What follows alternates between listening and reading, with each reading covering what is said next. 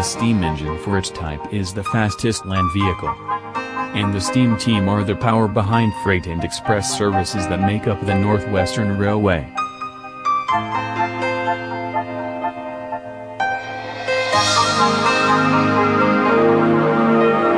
This is the Northwestern Adventures.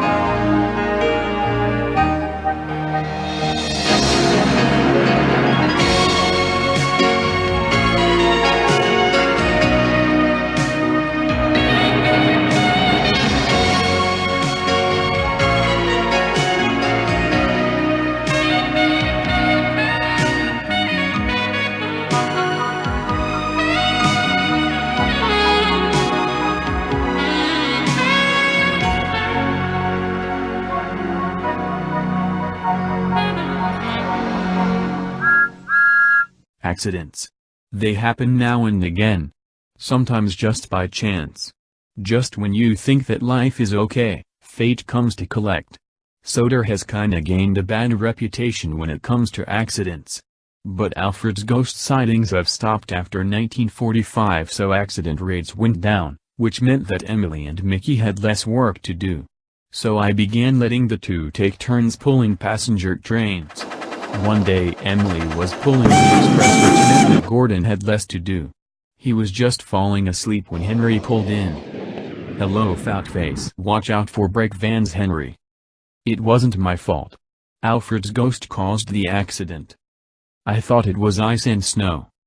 "I thought so too, but Eagle told me that Timothy told him that Alfred did it. Before he disappeared. Anyway, I have to go. This cannot be late." Gordon was still upset at Henry for calling him fat. "Why would he do that to me? I have never once had an accident." "Aren't jammed whistles and burst safety valves accidents?" "The jammed whistles thing only happened in the books. High spirits might happen to anyone, but to come off the rails like Henry did, let me tell you. Is it right? Is it decent? We have a special train to take today." "Is it coaches or trucks?" "Trucks."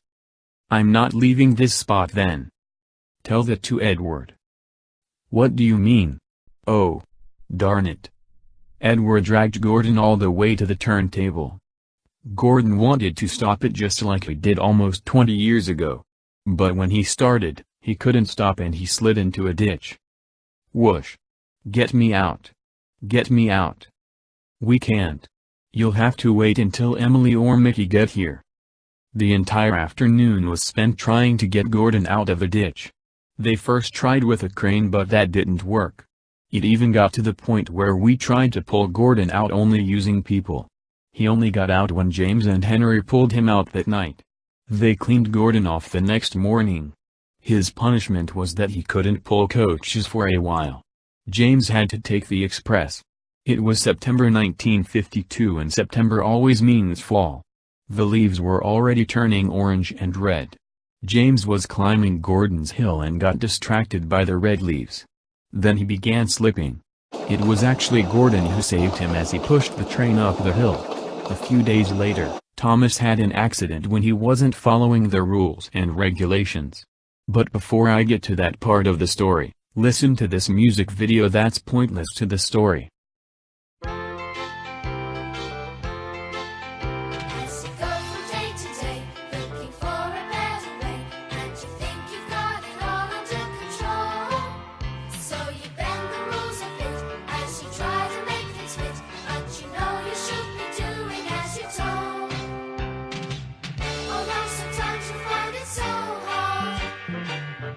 And the wrong way may seem easier.